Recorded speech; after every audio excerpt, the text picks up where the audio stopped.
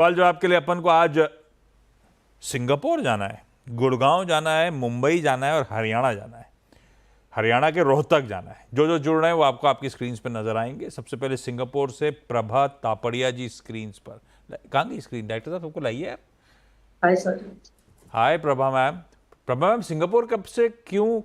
नहीं, अभी बेटा रहता है तो विजिट करने आई थी। अरे वाह, मजा आता होगा वहाँ पे। साल में एक बार चले जाते हो क्या? हाँ जी, एक या दो बार हो जाता है क्योंकि इंडिया से पास में ही है। हाँ ये अच्छा है, 4 घंटे में यहाँ से वहाँ, जी कनेक्टिविटी भी बढ़िया। जी। कितने दिन के लिए रुकते हो वहाँ पे आप जब जाते हो तो? महीना 2 महीना।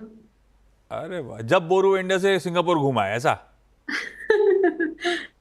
ऐसा कुछ नहीं है, पर जब जरूरत होती है बेटे को ये आ जाओ मिस कर रहा हूँ तो बस चले जाते हैं। और बेटा क्या कर रहा है वहाँ पे? जॉब कहाँ पे कर रहा है?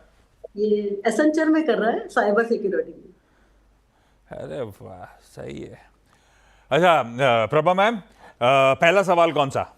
क्रेडिट एक्सेस लिया है 100 शेयर 1300 पे। तो क्या इसको करना चाहिए, लॉन्ग टर्म में रखूं क्योंकि अभी 1 वीक पहले ही लिया है मैंने। अरे बेटा काम अभी स्टॉक वॉक छोड़ा, बेटा वो वर्क फ्रॉम होम पे है कि वो ऑफिस जाता है? तो फिर आप क्या करते हो घर पे दिन भर? नहीं नहीं, डेली ऑफिस जाता है।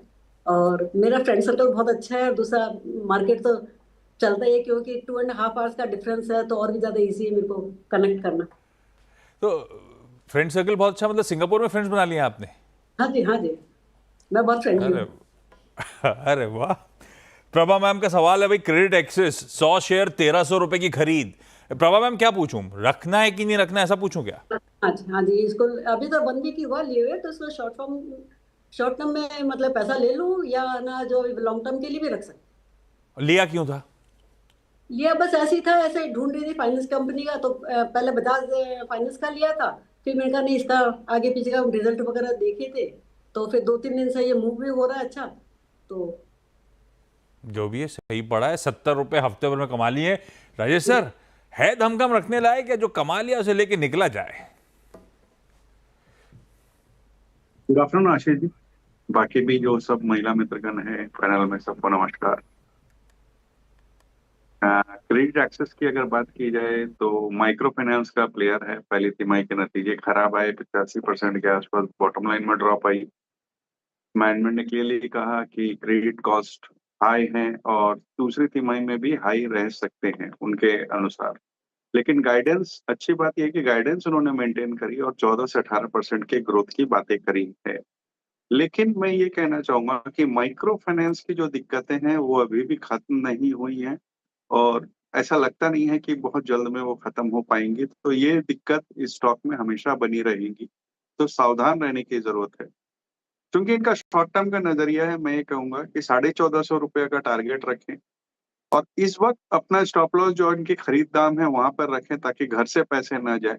और 1450 तक जब जाता है तो अपने स्टॉप लॉस को थोड़ा ट्रेल करते रहें और जहां घूमने लगे वहां निकल जाए। ये सिर्फ शॉर्ट टर्म के लिए ही है, इस वक्त राय रहेगी। इसमें अभी मध्यम से लंबी अवधि की कोई राय नहीं है क्योंकि म्यूचुअल एमएफआई सेक्टर अभी भी हमें थोड़ी दिक्कत में नजर आता है। गुड़गांव से मीनाक्षी गर्ग जुड़ती हूँ। Meenakshi ma'am hi, good hello sir. Afternoon. Meenakshi ma'am, Gurgaon sir में आप क्या करते हो, कब से स्टॉक मार्केट में हो, कितना समय हो गया? सर मुझे हो गया 2 इयर्स के आसपास मार्केट में। और खुद ही अपने स्टॉक सिलेक्ट करते हो आप? सर मैं वोडाफोन के बारे में जानना चाहती थी, उसका क्या फ्यूचर है। एक्चुअली वोडाफोन के मैंने शेयर लिए हैं लेकिन अभी वो डाउन है, अब आ ही नहीं रहा है काफी टाइम से। और आइडिया कहाँ से आया था वोडाफोन लेने का? 9 रुपए 10 पैसे में जो आपने खरीदा, क्यों खरीदा था? हेलो। ये आइडिया, वोडाफोन आइडिया लेने का मन कहाँ से बना था? आपने पढ़ा था या कहीं से सुना था?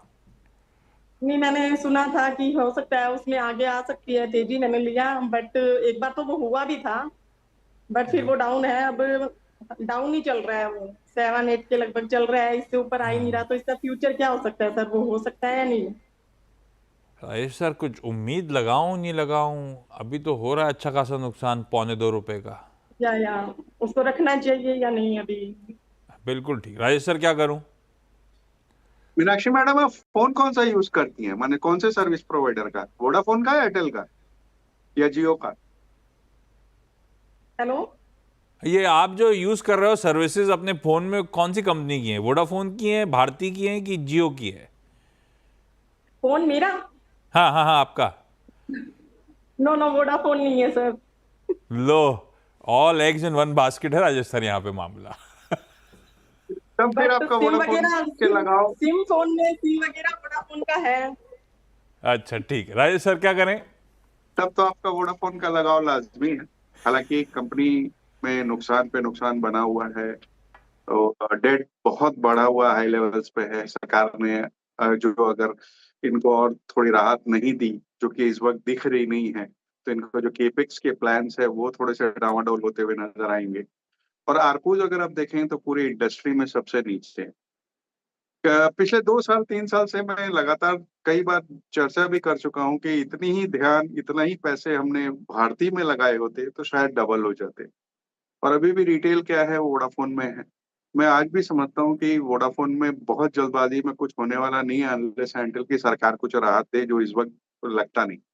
तो बेहतर होगा कहीं भी उछाल आए निकलने की कोशिश करें।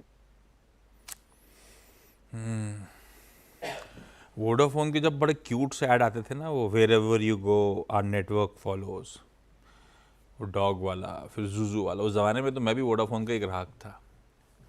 फिर सरकार ने पोर्टेबिलिटी बड़ी इजी कर दी थी, तो पहले फुर्सत में, खैर ठीक है, सेल ऑन राइस की स्ट्रैटेजी रखिए। राजेश अग्रवाल सर की सलाह है, मीनाक्षी मैम, उछाल में निकल जाइएगा स्टॉक से, ज़्यादा लक टेस्ट मत करिएगा। यहाँ पे आउटलुक थोड़ा सा दिक्कत वाला है। मुंबई से Smita Shiv Kumar ji. Smita ma'am hi, good afternoon hello. Smita ma'am. Hello, Smita good Mumbai में कहाँ आफ्टरनून। से? मुंबई में ठाणे।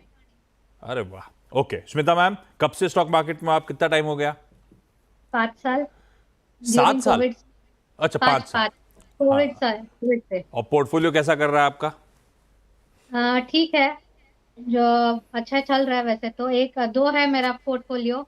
तो एक पोर्टफोलियो में थोड़ा जो पेनी स्टॉक्स ले लिए थे कहने पे वो लोगों के, तो परेशान वो कर रहे थोड़ा, हैं इस समय? हाँ वो परेशान कर रहे हैं। अच्छा, अभी आज का सवाल कौन सा स्मिता मैम? मुझे जेबीएमए में मैंने 174 शेयर्स लिए, 56.12 रुपीज पे। JBM auto. हाँ। हाँ, जेबीएम तो मुझे जानना है कि ये मैं लॉन्ग टर्म के लिए कैसा है। 56 रुपए में लिया था, 56 में लिया था? हाँ, मतलब अरे स्प्लिट वाह, 56.12 ऐसा हो गया। बहुत बढ़िया। तो इसमें क्या पूछूं, बने रहना चाहिए नहीं बना लॉन्ग रहना टर्म, चाहिए, ऐसा? Long yes, term long prospects term के कैसे लिए हैं? कैसा है? यस। राजेश सर, अपनी एक्विजिशन प्राइस बहुत कंफर्टेबल, बहुत बना के दिया पैसा। लॉन्ग टर्म जेबीएम ऑटो कैसा? देखिए, लॉन्ग टर्म के लिए अच्छी कंपनी है, no doubt. Buses, electric buses में है, ऑटो इंसिलरी में है, लिथियम बैटरी में है। अभी फिलहाल इन्होंने जर्मनी में भी अभी बसेस लॉन्च करी है। हालांकि आज की डेट में वैल्यूएशन देखेंगे थोड़े महंगे नजर आएंगे, क्योंकि 75 की पी पे ट्रेड करता है। बट लॉन्ग टर्म प्रोस्पेक्ट्स न केवल बसेस के लिए बल्कि लिथियम बैटरी, और एक यूनिक प्ले है कि ऑटो इंसिनरी में भी इनकी पहुंच बनी हुई है। तो इस तरीके से डाइवर्सिफाइड है। मैं समझता हूँ कि इस वक्त बने रहना चाहिए। हमारा अनुमान है कि साल भर में इसका टारगेट 750 रुपया हो सकता है। तो वहां तक तो आपको बने रहने की सलाह दूंगा। बने रहिए मैम, बढ़िया कमाई हो रही है, अभी और कमाई होगी, अच्छा आउटलुक है। प्रभा मैम, अगला सवाल। सर मेरे पास आईआरसीटीसी है 100 शेयर एट 835, और ये फंसी हुई, मुझे लगता है कि क्या करूं इसका, ना तो ये आगे बढ़ रहा है ना घट ही रहा है। तो नहीं, इसको क्या सच कह रहे हो आप। क्या ये लॉस ये क्लियर ये कर लूं या एवरेज आउट करना है, क्या करना है? ये कल भी या कल या परसों में भी सवाल आया था। सब फंसे हुए हैं राजेश सर, वो नाम बड़े हैं और कुछ करके नहीं दे रहा है। बहुत टाइम हो गया है जो परेशान कर रहा है। आईआरसीटीसी इस कंसोलिडेशन से निकलेगा तो तेजी आनी है नहीं आनी है, करूं क्या मैं, रखूं या नहीं रखूं? देखिए, ये सवाल वाकई में बहुत परेशान करने वाला है कि इतनी शानदार कंपनी होने के बावजूद इन्वेस्टर्स को कुछ नहीं मिलता है। लेकिन कंपनी बहुत अच्छी है, और अगर आप देखो तो डोमेस्टिक ट्रैवल एंड टूरिज्म में एक बहुत उम्दा पोजीशन है इस कंपनी की। रेलवे टिकटिंग में मोनोपोली है, केटरिंग में मोनोपोली है, पैकेज वाटर बिजनेस में मोनोपोली है, टूरिज्म में ये जा रहे हैं। चौथी तिमाही में थोड़े से सबड्यूड रिजल्ट नंबर्स आए थे, लेकिन जिस तरीके से वंदे भारत वगैरह दूसरी ट्रेनों के लॉन्चेस हो रहे हैं, उनके उन्हें ने सीधा सीधा फायदा पहुंचता है। जोमेटो के साथ इन्होंने करार कर रखा है, फुल कोच बुकिंग की बातें कर रहे हैं, डेट फ्री कंपनी है। मुझे लगता है कि लंबी अवधि में ये अच्छा परफॉर्म करेगा। बस इस वक्त एक दायरे में फंसा हुआ है। वो टेक्निकल की बातें, बट फंडामेंटली बहुत स्ट्रांग कंपनी है। अगर आपको समय की पाबंदी ना हो और रुपए का तो मैं समझ रहा हूँ कि आपकी वैसी कोई विशेष दरकार नहीं है, तो मैं कहूँगा बनी रहें। ठीक है, बने रहिए मैम, अच्छी कंपनी है। इस नोट पर एक काम करा जाए, राजेश सर की मुझे सॉरी कम अगेन डायरेक्टर साहब, चलिए इस नोट पर अब समेटा जाए। राजेश सर की एक एसबीएस स्टॉक पिक भी लेनी है, वो ब्रेक के उस पार काफ़ी सारी चर्चाएं भी करनी। किसी को कोई सवाल तो नहीं रह गया ना? मैंने कहा सबके सवाल ले लिए ना। मीनाक्षी मैम कोई और भी था सवाल?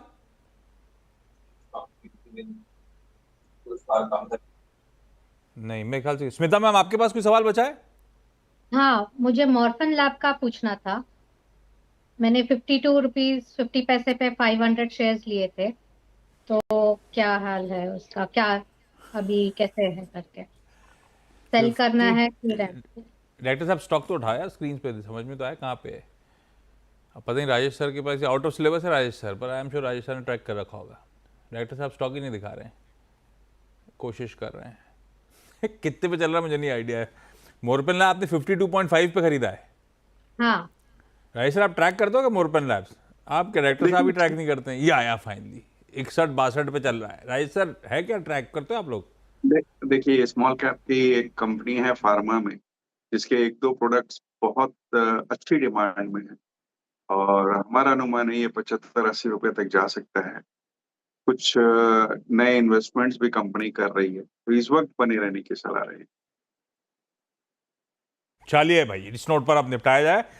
Prabha ma'am, Meenakshi ji, Smita ji, thank you so much आप सबका जुड़ने के लिए। रोहतक हरियाणा से कनेक्शन इस्टेब्लिश नहीं हो पाया तो अब मैं छोड़ रहा हूँ। ब्रेक के उस पर जब लौट के आऊँगा तो राजेश सर से बातचीत होनी है उनके एसबीएस स्टॉक पिक की। और पता नहीं उन्होंने सैयारा देखे कि राजेश सर, देखी क्या आपने? जी नहीं देखी मैंने। वैसे पता नहीं वो मैंने सुना पर्दे पे ज्यादा से क्या वो बड़ा अच्छा जोक चला था। पर्दे में जो एक्टिंग उससे ज्यादा तो ऑडियंस ने एक्टिंग कर डाली इस मूवी पे। हाँ, तो वही है। हाँ, वही एक्साइटमेंट नहीं है, आपको कोई बनी नहीं। हाँ, आएंगे मूवीज पे डिटेल में चर्चा भी कर लेंगे, लेकिन अच्छा ब्रेक के बाद आपका स्वागत है। पहले IEX राजेश सर 25% उड़ गया है, अभी भी खैर वो सर्किट चल ही रहा है। अभी गैस एस्टिमेट लगाना कि कितने धंधे पे इम्पैक्ट होगा, कितना EPS इम्पैक्ट होगा, कहना बड़ा मुश्किल, पर फिर भी आई एम श्योर आप अपने इन्वेस्टर्स की नर्व काम करने के लिए सुबह से कुछ जवाब दे रहे होगे। IEX आपके हिसाब से इवेंचुअली कितना गिर के या कहाँ सेटल होगा या कहाँ अट्रैक्टिव होता है? देखिए, बिजनेस मॉडल इसका बहुत शानदार था। जो भी आज तक की जो वॉल्यूम थी, आज एक मान लो 90% के ऊपर की वॉल्यूम इनकी। बट अभी जो नई खबरें निकल कर आ रही हैं उसके कपलिंग वगैरह को लेकर के, उससे दिक्कत तो है। लेकिन मेरे हिसाब से जो इस तरह की गिरावट आई है ये थोड़ी एग्जैगरेटेड हो गई है। 139-40 रुपया में स्टॉक खराब नहीं लग रहा है, लेकिन ये बोलना मुश्किल है कि सेटल कहाँ होगा। थोड़ा सा सेटल होने दें, उसके बाद कोई नई खरीदारी के मन बनाएंगे। लेकिन इस वक्त जिनके पास है उन्हें बने रहने की सलाह रहूंगा। इस लेवल्स पे पैनिक में आके बेचना इन्वेस्टमेंट को मेरे ख्याल से उचित ना होगा। अच्छा ठीक है, एसबीएस स्टॉक पिक का जरा स्टिंग प्ले आउट करिए डॉक्टर साहब। राजेश सर आज रडार पे कौन सा स्टॉक? देखिए, आज के स्टॉक के हिसाब से मैं अगर कहूं तो मेदांता का कहना चाहूंगा। डॉक्टर नरेश तैरान ने इसे फाउंड किया था और अगर आप देखो तो भारत की एक बड़ी प्राइवेट मल्टी स्पेशलिटी हॉस्पिटल कही जा सकती है, जिसके नॉर्थ और ईस्ट रीजन्स में अच्छी प्रेजेंस है। इस वक्त 5 हॉस्पिटल इनके चल रहे हैं, गुड़गांव, इंदौर, रांची, लखनऊ और पटना में, जिसमें 3042 बेड मार्च के अंत तक थे। एक नया हॉस्पिटल नोएडा में, एक मुंबई में बन रहा है 500 करोड़ के इन्वेस्टमेंट के साथ। असम में नए हॉस्पिटल 400 बेड का करने की बात कर रहे हैं। लॉन्ग टर्म गोल इनका 5000 बेड करने की है। और जिस तरीके से ग्रेजुअल रिकवरी लखनऊ और पटना के हॉस्पिटल में हो रही है और जो सरकार ने फोकस किया हुआ है मेडिकल टूरिज्म वगैरह को लेकर के, हालांकि इस वक्त दिक्कत बांग्लादेश को लेकर के है कि मेडिकल टूरिज्म बहुत नीचे के लेवल्स पे है, लेकिन फिर भी लॉन्ग टर्म आउटलुक बहुत अच्छा बनता है। साल भर में हमारा नजरिया 1500 रुपए का है। हो सकता है कि अगर रिजल्ट्स अच्छे आते रहे और एक्सपेंशन अच्छा होता रहे तो आगे और भी अच्छे टारगेट हो सकते हैं, बट इस वक्त 1500 के टारगेट साल भर का टाइम होराइजन मान के इसमें निवेश किया जा सकता है। ग्लोबल हेल्थ हो गई मेदांता, खरीदारी करने का मन। क्या देखा राय सर, देखा F1 द मूवी देखी क्या? F1 आपके रिकमेंडेशन के बाद देखी मैंने, वाकई बहुत शानदार लगी, तो थैंक यू फॉर गजब थी, दैट। बहुत गजब अच्छी मूवी मूवी। थी राय सर। और उस मूवी में ब्रैड पिट मेरे ख्याल से 60 साल से ऊपर की उम्र होगी। गजब भाई बिल्कुल, साहब, इनको देख के गजब, मुझे गजब। लगा था, मैंने वहां बीवी से बोल दिया था मैं अब से सुबह शाम जिम जाऊंगा, हालांकि घर आते से सब भूल गया मैं। पर वर्थ ऑल, वैसे जिसने नहीं देखी है बिल्कुल देख डाले भाई साहब। और ये F1 टीवी movie। में देखने लायक नहीं है, ये टीवी नहीं में नहीं नहीं देखने नहीं लायक नहीं, बिल्कुल सही कह रहे हो आप, ये गजब ये मूवी है। ये टीवी में देखने लायक नहीं है। और इस इसको वीकेंड आ रही बिल्कुल होगी द फंटास्टिक फोर। अब वो तो खैर अलग जॉनर हो गया, लेकिन ये तो F1 class apart. Rajesh sir, thank you so much आज जुड़ने के लिए। ब्रेक का समय है भाई।